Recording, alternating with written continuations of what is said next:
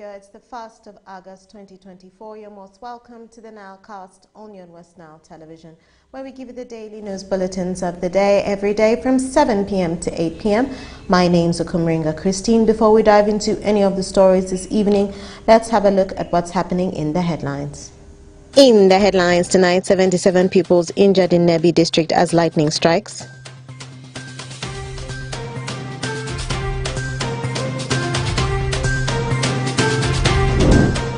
West Nile civil society organizations advocate for voter education ahead of 2026 general elections.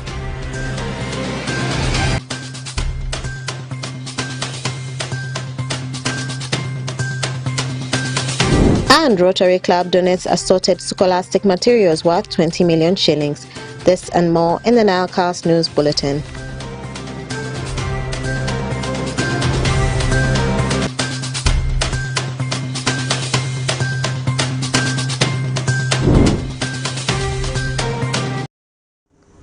Thank you, viewers, for tuning in to the NILEcast on your West Nile television. Let's dive straight into the stories that have made headlines today.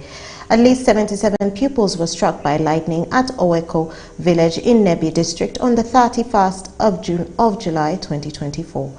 Take a look. At least 77 pupils were struck by lightning in Oweko Primary School in the sub-county, Nebi district on Wednesday afternoon. West Nile TV visited the scene. It was discovered that the lightning struck pupils from different primary schools of Owilo, Ogalo, Omoyo. It should be noted that most pupils from schools in rural areas play football with the bare foot, and this exacerbates the problem as the area is on a flat ground. The head teacher of Oweko Primary School, Miss Rosaline Mungachel, confirmed that 77 pupils, one teacher and a community member were severely injured and were rushed to Nebi General Hospital for treatment. She identified the critically injured as Rose Ayurot, a teacher from Willow Primary School, Judith Pimer, Xavier Forwood, Jude Washgill, among others, all pupils from Owilo Primary School. Shortly after that, you find that lightning came and struck, then in which 79 pupils, including a teacher and an outsider, were affected. 7 people were badly off and were immediately rushed to the hospital, and later on another 11 were taken to the hospital. Those 7 were admitted, but the others were given first aid, out of the 79, 18 were taken to Nebi General Hospital, and the others remained at Oweko Health Center too. One of the victims, identified as Ruth Awachango, narrated how they were attacked by the lightning. Then I decided to leave those who were playing to rush and at least have someone. At least I entered the room where they gave for our school there. So before I entered it, I stood outside. I peeped through the window like this. When I saw a number of children and some teachers, the room was overcrowded. Then I decided to stand up. Now, as soon as I decided to stand like this, I had the lightning. Honorable Isaac Otimgiu Ismail, Padire County Member of Parliament, who equally rushed to the scene, described the incident as unfortunate as this will affect learning in the affected schools. Honorable Otimgiu appealed to community members not to take shelter under trees while it is raining. To do with lightning arresters, because so that means that our children are actually staying in the line of fire. Anytime they can be struck by lightning. So this is a matter which I'm going to take up very seriously, and I'll make sure that I table it on the floor of Parliament by next week, and I make sure that the Ministry of Education is more than aware of this matter, because they need to do a countrywide survey on most of these old buildings, especially the old schools and the old health centers, to make sure that they have lightning arresters, so that we do not get such unfortunate events again in our areas. Honorable Bosco Kwai, Chapaso Local Council 3 in the sub-county, revealed that the pupils reported from different schools and were for primary school football and netball competitions at Oweko Primary School. But what is actually worse, that's actually not pleased me, is that we have 3 classroom blocks with not even a single lightning arrestor. This is the problem actually. Yet when actually contracts are being given to these contractors, in the BOQ there is provision for that lightning arrestor, but they don't put it. When we begin to follow from the district, I think no much effort is made.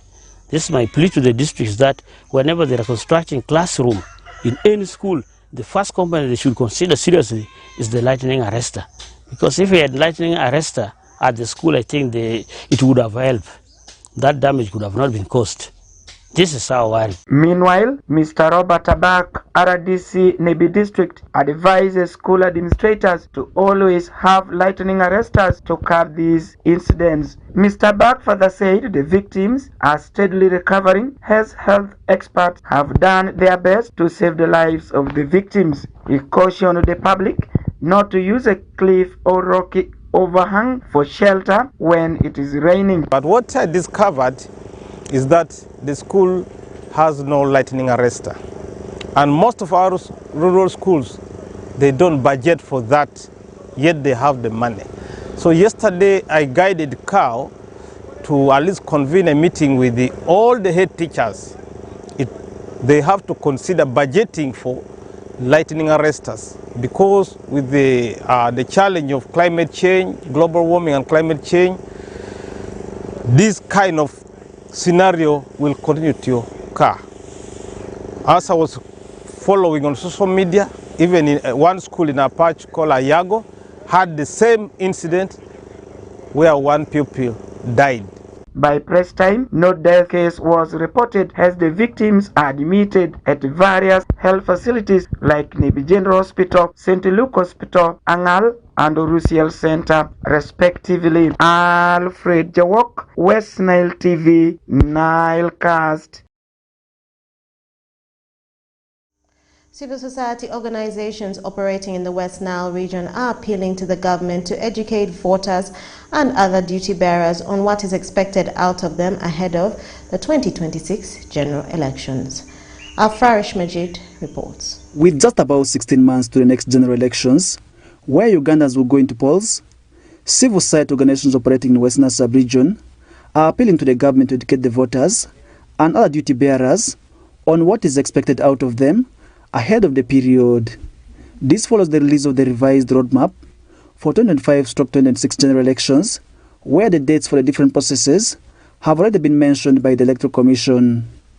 These concerns were raised during an engagement of the civil society organizations in the West Nile sub-region, organized by West Nile Regional Civil Society Network at Countryside Hotel in Arua City on the 31st of July 2024. Annette Lekuru, the Executive Director of Feminature Uganda, calls for sensitization of the women in what to consider while casting their votes. We need to localize voter education to the last mile woman. We need to make sure that woman in her garden, through whatever means necessary and legally possible, gets information and knowledge and skills on how she is supposed to cast her vote. We need to empower and skill and build the capacities of women to be able to vote issues, not family relations, not village, because somebody is their village mate and that is why they're going to cast a vote for them. They should be able to understand what is it that this person who is vying for the elective office is bringing on the table or can bring on the table for them, and vote for such a person because of the issues the person wants to seek to address. Hofin Jakwonga, who works as the programs manager at Rete Uganda, appeals to the civil society organizations in the West Nile sub-region to take the mantle in sensitizing the locals about the electoral process. The issue of education still comes back here. You publicize, tell the world, educate them, tell them in this election process, A, B, C, D category of persons are encouraged to come. This is our mandate, this is our response, this is what we are supposed to do. How true is it? I'm not sure of that, but I'm saying we seem to be ignorant of our mandate. We seem to be ignorant of what we are supposed to do. We seem not to know how these things should be done. Take people through, let them understand. And let us have proper mechanism of making some of these things. The whole process from idea concession to dissemination to actualization to reporting. This calls for a lot of, consistency, follow up, and the issue of guidelines to make us really go where we are supposed to go. Meanwhile, Scovini Cheta, a seasoned journalist covering elections in Western Sub-region, is of the view that capacity building for journalists is key, as he anticipates tougher times, since the media practitioners play a key role as election observers. Based on the perspective of individualization, where people do things, the personalities do their things in the way they expect to do. In the sense that what an individual or a person in the media does certain things contrary to his own perspective aspect. But in the aspect of making things to be better, to me I believe that time to time the capacity of media personalities will always need to be built in order to make a substantial service delivery in terms of covering an election. Moses Oringi, the programs manager of Western Regional Civil Society Network, the organizers of the meeting says it aimed at bringing together different CSOs in Western Sub-region, mainly dealing with democracy-related issues, to deliberate on ensuring a peaceful 2026 general elections. We want to leverage on the experiences that the different CSO carries to see how better we can work ahead. There has been a lot of issues previously in election, specifically election observation. For example, there has been issue of observers failing to be accredited by Electoral Commission, and there has also been issue around late accreditation by Election Commission for observers. So there have been issues around electoral violence that definitely affect election observers. There have been issues around the security of election observers.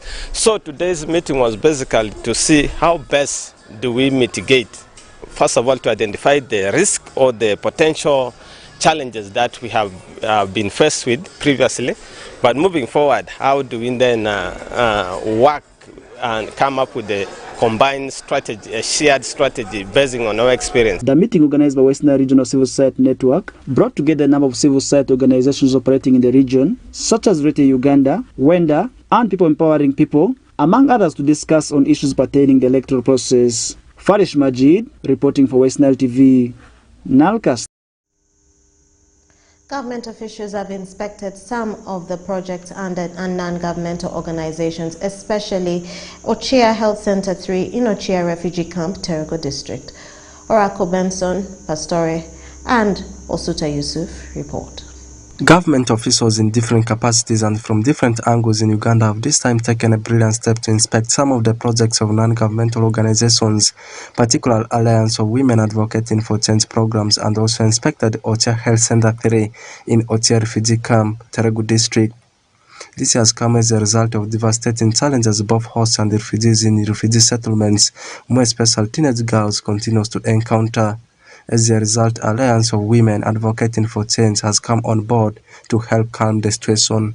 Michael Semakula, Program Manager for our work, highlights the public with the kind of people they're operating with and the districts they're operating in. Our work, we started working in the Rhino Cup in 2021 through the POWER project. Basically, we were looking at women who are engaging in transaction sex, women affected by displacement, those are living with HIV, injecting drugs, also even those who are having disabilities. We're empowering young girls through social accountability that they can be able to, for example, follow up on services that have provided the health facilities, for example, social productive health services. They can be able to do socio-economic resilience activities. For example, they've been able to be skilled in soap making, but also in business skills. Sylvia Musubega, a beneficiary with our work, said the organization has transformed her a lot and highlights the public with some of the benefits she has achieved. the program that our work brought, it has really brought a very big change. Right now, youths are no more going like a normal fearing to go to the health center for health reproductive services. They no more fear. When I want family planning, I will go because I know there is a private room. I know there is a safe space. I didn't know anything about saving. So far when we started the saving 7th July last year, so we will be opening this year. Honorable Erema Vincent, LC3 Chairman Uriama Sub-County, said host communities should also be considered too when it comes to this kind of initiatives. It should be something that should cover both the hosts and the refugees, so that the hosts feel, yes, we are hosting our brothers and sisters, and this is what they are going through, this is what we are going through, so that the peaceful coexistence we talk of should really be seen to happen. Honorable Obigaros, Women Member of Parliament Terego, applauds our work, similarly emphasizes on the issue of rampant teenage pregnancy in the district. They have really attained skills of making liquid soap, or making biscuits, or making so many other things. But I think they shouldn't settle down and relax.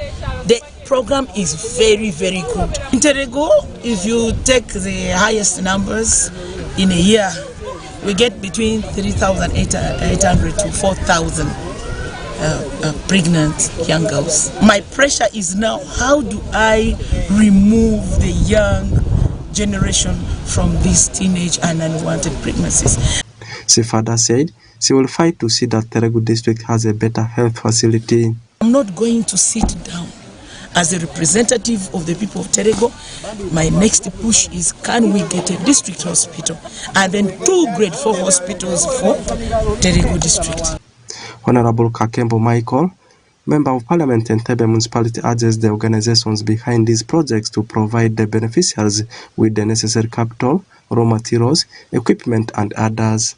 After training this young girl in tailoring skills, can we mobilize among ourselves at least and buy for them a few tailoring machines for them to begin?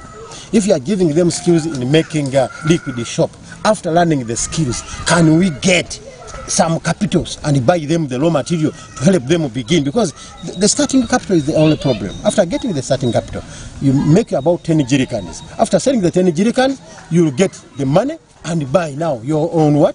Raw material to manufacture more and more. So we need that one. Letty Clement, Clinical Officer Ocha Health Center 3, highlighted the public with health services they offer and further urges boy child to be considered too in fight against teenage pregnancy. We basically serve persons who are forcibly displaced and stateless, those are the refugees, and then the host community at large. We have a very big catchment population of over 18,333, with the 14,891 being what? The refugees.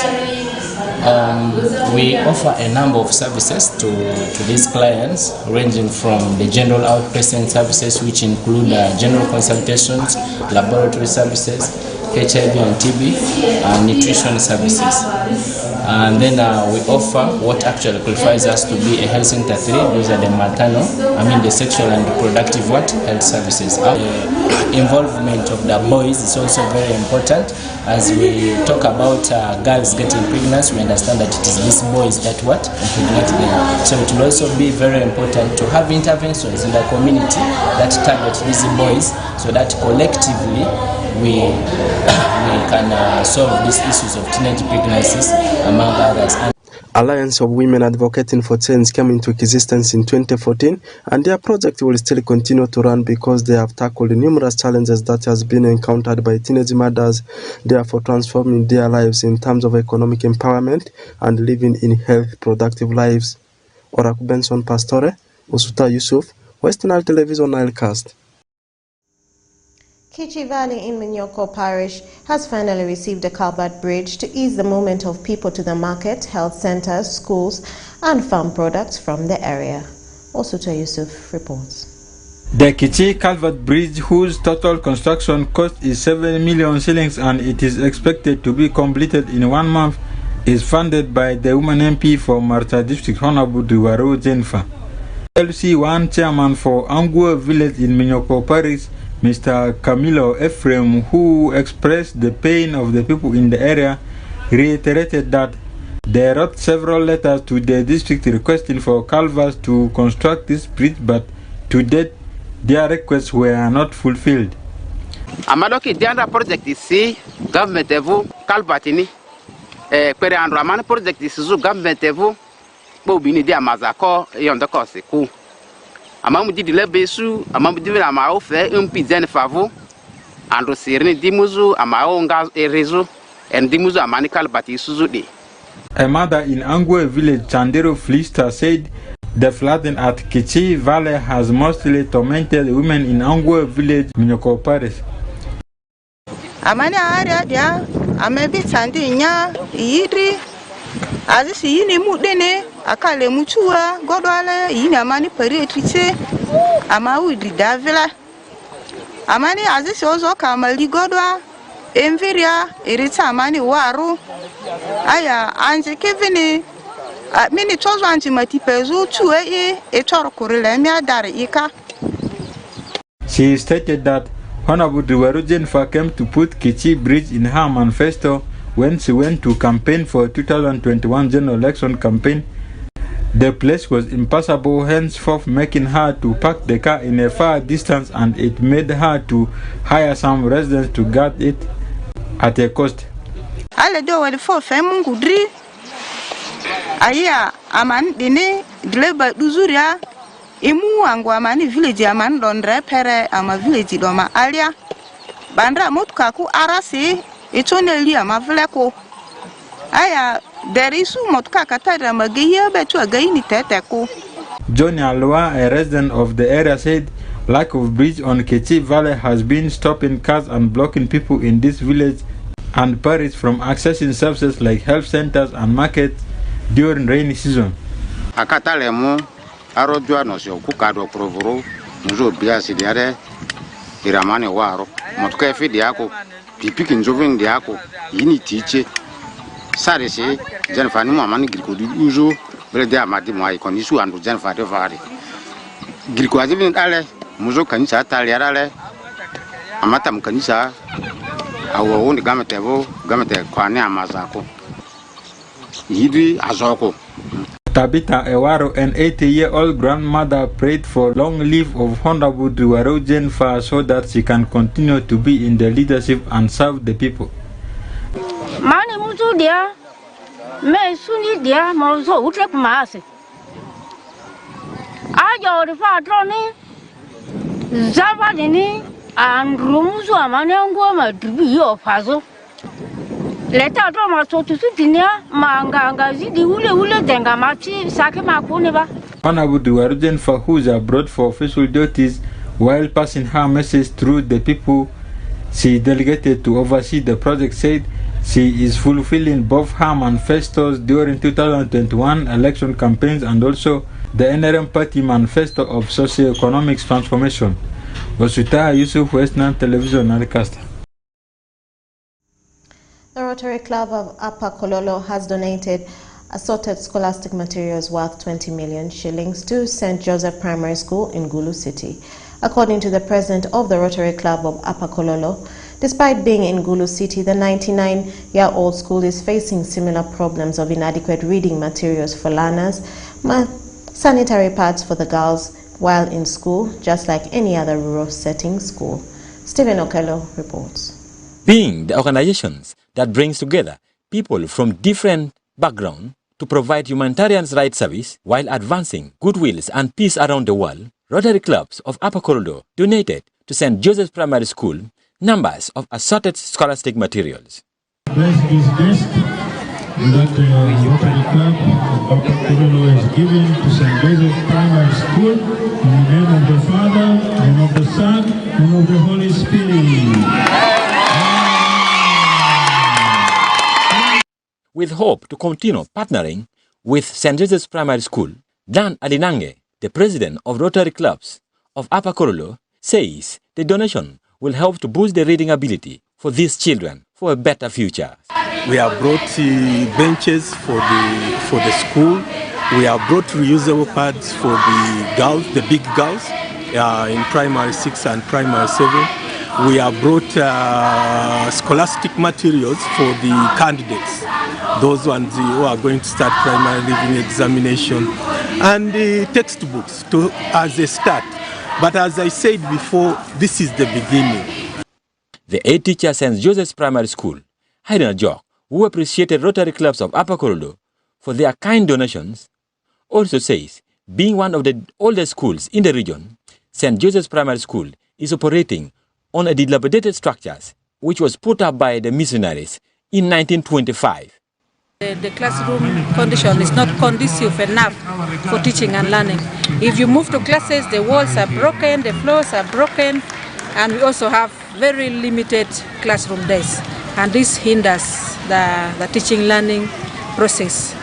It is even difficult for the teachers to display their learning materials on the walls of the classroom because the walls are all broken and they're just not good enough for the charts to be displayed. Cedric Mojico, the president of Rotary Club of Upper Korolo, says as young people, they are coming to inspire these young ones to stay in school and finish their study for a better future. The Rotary Club of Upper Korolo has basically young people like myself, but the reason why we come and speak to them is that they can actually relate directly to what we have gone through, their experiences, so that they can be a source of inspiration to them. The chairman PTA, Ujok Matthew Simon, says this donation will help in improving on the school enrollment, which have been drastically dropping over the years. This support of 40 desks, I am very sure will go a long way improving standards in the school. Because when a child is seated while learning, that means that controlling that child, attracting that child to learning phenomenon will be very easy. According to Dan Alinange, lack of scholastic materials, sanitary pads for girls, and poor structures are some of the reasons contributing to the dropout of the 33% of children who start primary 1 and fail to finish their primary 7, saying they are coming to St. Joseph's Primary School is to bridge this gap. Stephen Okello for West Nile Television, Nilecast. During the local government management of service delivery performance assessment for 2023 at Moyo People's Hall in Moyo District, assessors have been urged to go deep down to the grassroots so as to get first-hand information for assessing the performance in the district. Okumu Dominic reports.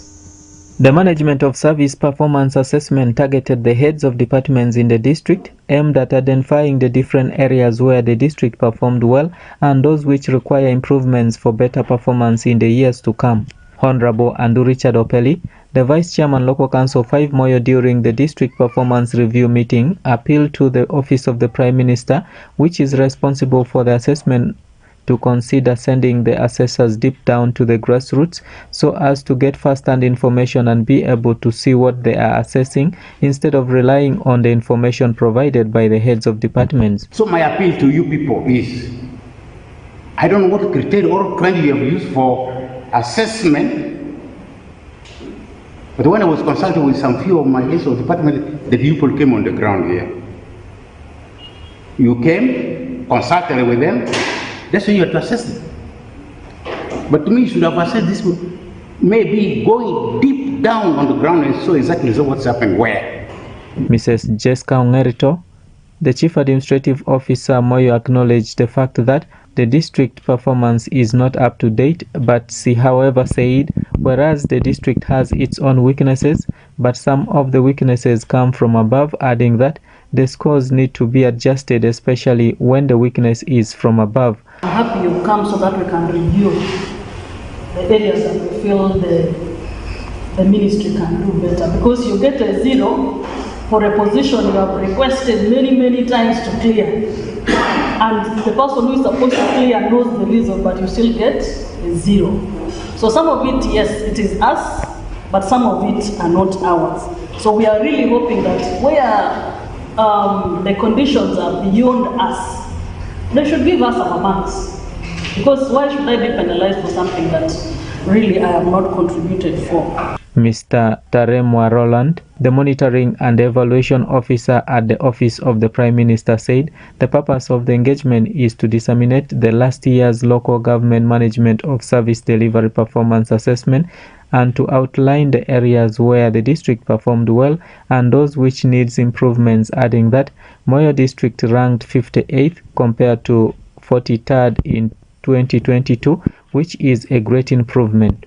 Disseminate the results of last year's local government management of service delivery performance assessment, where Moyo was ranked 58th and it had made an improvement from 43rd. That was commendable.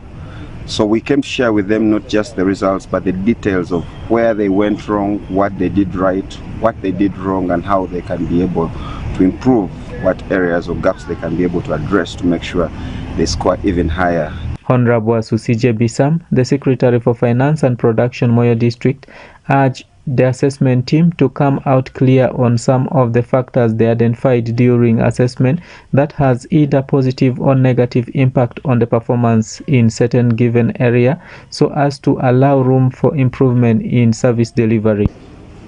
I think next time when we are presenting this type of information, for instance, what have you identified in Laropi Town Council, for example, that has contributed to get better results? Mr. Vochiri Geoffrey, the Deputy Chief Administrative Officer Moyo, demanded to know the financial implications associated with the best performance in the service delivery. You did not display to us the financial implication. Have they gained more?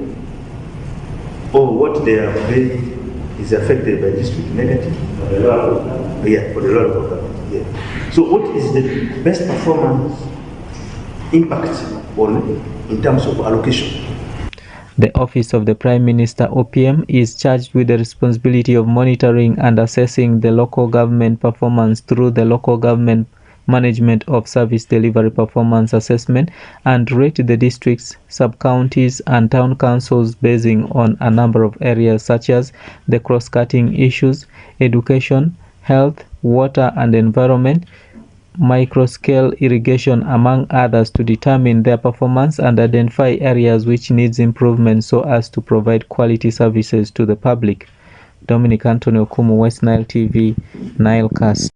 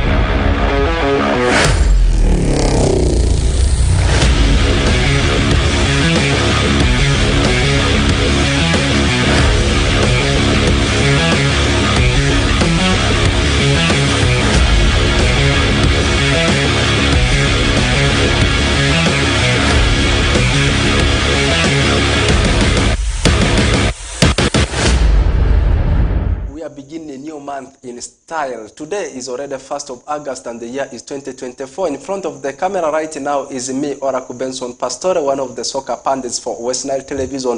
Whenever you see me next to the podium like this, you know that I am coming to talk about what has already happened and what continues to happen in the world of sports. I can confirm to you every day when I am in the studios of West Nile Television, I can't fail to highlight you with what continues to transpire in the world of transfer. Before we talk about some of the trending stories in the world of transfer and also FUFA Super 8 bouncing back. Let's first take a look at what is happening within the region, particularly in Arua City in the world of sports. I can confirm to you Arua City ball games for primary schools, the actual commence today in different venues. The other venue is Arua Primary Playground. After a very long period of time, the playground has not been in use for sporting activities, and it returned today. And also Salim Saleh Playground, not forgetting about Barifa Playground. Barifa together with Salim Saleh, they are for football. Meanwhile, Arua Primary Playground is specifically for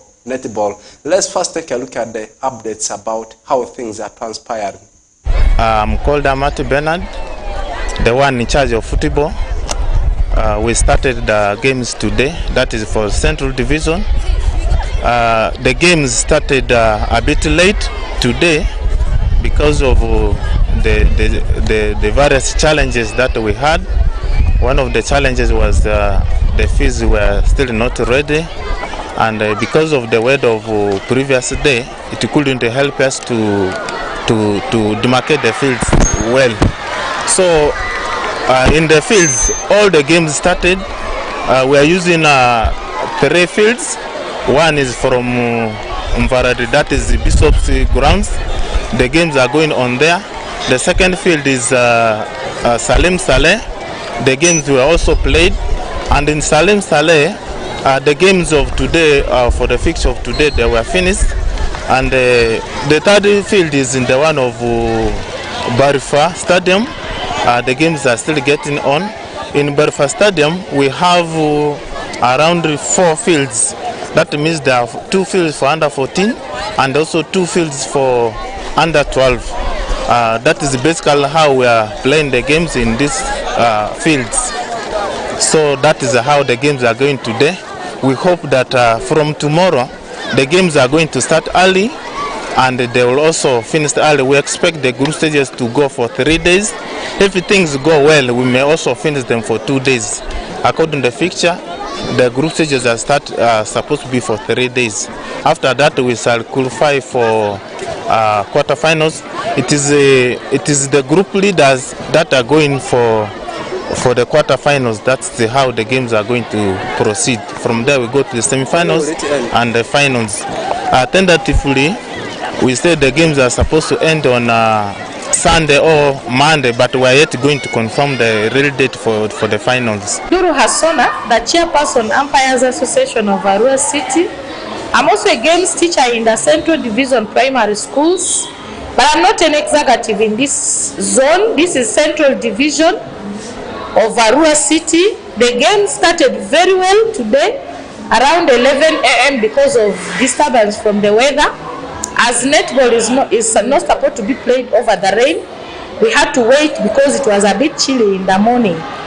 But when the game started, it has been so well. Teams are disciplined. About 33 teams stand up for this tournament, and we are expecting these games to go up to about 5 days. And the categories that are playing right now are both under 12 and under 14 girls. When a team wins, that team will pick a trophy which will not be returned to the association. What I'm saying is there are about 10 groups. In these 10 groups, the leader of the table in that group will advance to the round of 16. The winning team from round of 16 goes to the quarterfinals. There we pick 4 teams to go to semi-finals, then up to finals. So the winner of this team, of the whole tournament, will part with a trophy. And this time, when you pick a trophy, next year we are not collecting that trophy for reuse. A new trophy will be bought, and the school owns that trophy that they have bought within this year. Basically, that is how it is going to be for this year. It's a new year. We are trying to be stylish, and I like the whole discipline in the teams. They are very patient. We started late and we even ended late.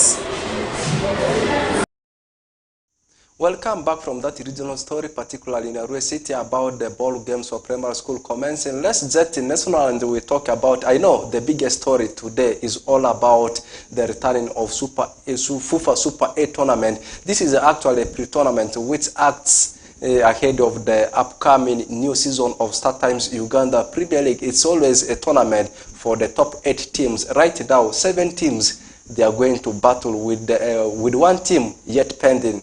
We are waiting to see which team, of course, will register to make a complete 80 teams. First of all, I need to give you, of course, the fixtures. The games are bouncing back tomorrow. Tomorrow we are having 2 games to be played. And then on Saturday, we will also be having 2 games to be played. Actually, Maroons tomorrow in the first game, 5 p.m., will be locking horns with Bull FC. And then after that, at 8 p.m., you will see a game between Viper Sports Club and Neck Football Club, and this game will be taking place at St. Mary's Titende. Then come Saturday, Airtel Citara will be locking horns with the KCCA. And this game will also be the early kickoff of that day, 5 p.m. Then written at 8 p.m., that's when you will see the select team taking on the Sports Club Villa. The select team, we are waiting to see which team, of course, Villa will be battling it out with this team. In fact, this tournament is always played, in fact, the teams meet home and away basis. You go to the home of the other team, you come and finish the business at home. As you start at home, then you go and finish the business at the home of the other team. So this is the latest update I can give you concerning FUFA Super 8. Let's drop the national stories there and we now jet internationally. And latest updates all about what continues to happen in the world of transfer. We are counting down for the new season of the top leagues we have in Europe to commence. And for English Premier League, it's bouncing back on 16th, but that's not the point of discussion. The point of discussion is all about what continues to transpire in the world of transfer. One big story here for the fans of Venda Metropolitan Club, Atletico Madrid. Actually, they have agreed a deal with the team of Chelsea in principle to sign their attacking midfielder, Conor Gallagher. After failing to agree new contract with the team of Chelsea, the 3 parties, they have agreed everything. That's Chelsea, Atletico Madrid, not forgetting about the player himself, Conor Gallagher, 24 years of age. Anytime from now, he will be a player for the team of Atletico Madrid. Leaving that one there, let's now talk about some of the rumors and the speculations here. Liverpool defender Joe Gomez is still insisting to leave Anfield-based club, that's in Liverpool. Last month, he was about to join the Magpies, that's in Newcastle, but the deal fell. But still insists that he wants to leave Liverpool for first team opportunity. Also, away from that, France-based club Olympique de Marseille's team continues to be active in certain players from English Premier League. Right now, they are ready to offer 17 million euros to the team of Arsenal in order to lure the services of their attacker striker Nketiah, and the talks are progressing on well. That is the latest update I can give you about the player himself, Nketiah. And also Crystal Palace, right now, they are willing to sell their attacking midfielder, Jordan Ayew, 32 years of age, and actually they are just waiting for an improved bid from any club, and the club which is right now leading the race is the team of Foxes. I'm talking about Leicester City. I know so many people, they have forgotten about this striker, Tammy Abraham. Today I've seen a news surfacing about him and the Roma's England forward. Tammy Abraham, 26, is actually wanted by AC Milan, their arch rivals. We are waiting to see whether AS Roma will actually be in position to sell the player to AC Milan. Let's first take a look at how things will be transpiring in that story. And Paris Saint-Germain, actually, they have agreed a fee with Benfica, something of around £50.5 million in order to lure the services of the young Portugal midfielder, 19 years of age, João Neves. And we also following the story. Anytime from now, you will see João Neves becoming a player for Paris Saint-Germain. And so many teams in English Premier League, they have been chasing this midfielder, including Manchester United, Liverpool, Arsenal, not forgetting about Chelsea. But the deal seems to be 90% on the side of Principality, despite the princess-based club, Paris Saint-Germain. And lastly, Wolves, together with Fulham, have entered in the race to sign 21-year-old French defender in the names of Isaac Toure. from the team of Lorient. Lorient is one of the clubs that is playing in French League 1, and that one brings us to the closer of today's edition of NILE Sports News. And it has been me, Benson Pastore, doing it for you in front of the camera. Let's link up again tomorrow.